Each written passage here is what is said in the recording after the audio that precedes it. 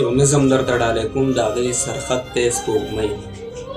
بېګا یو ډېر ښه دوست چې زما خیال کې راغی، بېګا یو ډېر ښه دوست چې زما خیال کې راغی، ډېر مې رایاد شو خو هغه زما نه ډېر لري. خوب راله هم راتلو خو زه له کټه پاڅېدم، تاله مې لرې کړه ما ور د المارۍ بېرته کړو، ټول کاغذونه مې راوسپړ د نمبر مې کتو، یوه خړه لفافه راله په لاس خو راغله، زړه مې یو درز وکړو، بې سوچه شو به ځان پوی نه شم، زه بې اختیاره شوم خوله مې ورله وسپړدله. هغه چې ما د خپله ځان و په زور هېر کړی، هغه ښایست هغه تصویر مې پکې بیا ولیدو. دا د هغې مجبورۍ پیغلې لیونی تصویر و چې د زړه کور یې بې له ما نه په چا نه جوړېدو. هغې زما سره په یو کوڅه کې ژوند کړی، هغې زما سره په یو کوڅه کې ژوند کړی، دواړه واړه یو ځای را لوی شو خو یو ځای نه شولو. ساده باده وه خو خوږه د وفا چې نه وه، هغې به ویې ما کې د وینې په ځای مینه ګرځي، زه هم وړوکی وم هغه به هم بهر ګرځېده، ټولو همزولو جنکو کې به اوسۍ ښکارېده چې دی به کله جنکو سره چندرو کوله، ملګرو ما به ترې ډبې د چندرو وتښتو. دا هم ښه ورانه وه چې مونږ به پاڼۍ کولې، دی به اکثر زموږ د خپو نه بېلوري تښتول. ماشومه مینه ورسره یو شانتې پیغله شوله، زه هم زلمی شوم او زما محبت هم زلمی شو. هغه به ستر شو د وخت پاڼه بدله شوله، خو کله کله به دیدن وشو لیده به وشو زموږ کور ته، د هغوی د کور په غاړه لار وه، زما د تلو راتلو وختونه ورته ښه معلوم وو. ما ته اکثر به یې د خپلې دروازې نه کتل چې څوک به نه و نو خبرې به یې هم کولې. د پیدایش نه پس یې نوم ورله غوټۍ ایښی و، دومره ښایسته وه چې هر چا به په سپوږمۍ بلله. زما د زړه د لیونتوب نه مې مور هم خبر وه، ما ته به یې ویې خدای دې نوکر کړه چې د کور آباد کړم. زموږ کور کې به زما د رشتې ذکر وشو، مور به مې ویې زه به مې خپل زوی له سپوږمۍ راولم، خو د سپوږمۍ مشرې ورور کلي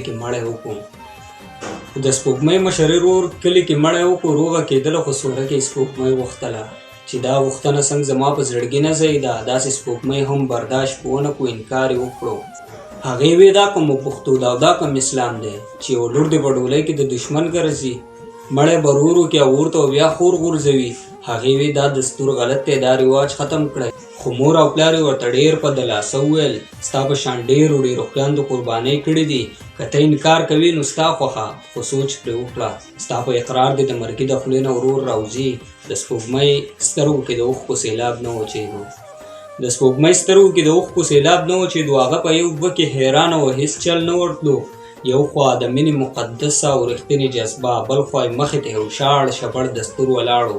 نه یې زما د محبت له قیده ځان ویستی شو، نه یې په خوله د دې رواج نه بغاوت کوی شو. د دې تصویر سره یو خط و بیا مې ولوستلو، ما چې لوستو هرې جملې ته مې بیا بیا وژړل. د دې تصویر په لیدو بیا تېر شوي وخت ته لاړم، بیا مې په هر زخم د مالګې باران وورېدو. سپوږمۍ زما سره په یو کوڅه کې لویه شوله، خدای ما ته وړومبنی او اخري خط و. په دغه خط کې د سلام د ګلدستې نه وروستو هره جمله هره خبره د سلګو ډکه وه. هغې ویل زما خو دا بیخي په خیال کې نه و چې وخت به ستا تصویر زما د زړه نه وشو کوي. هغې ویل زما خو دا د زندګۍ ارمان و چې زه به خپله ځواني ستا په قدمونه شیندم، خو د تقدیر او د حالاتو قصه بل رنګې ده. زما د سترګو نه د مینې سپاره شو کوي، زما د کور خلک په ما هغه رواج قبلوي چې نه اسلام کې شته او نه زما ذهن مني. د رور دښمن له مسوره کې خپل بابا ورکوي، دا به زما نه برداشت نشي، ما نه زړه صبر کړه. یو خو به بې له تا نه ژوند وي نو په دې به مرمه، بل به په بدو کې واده شمه نو خاورې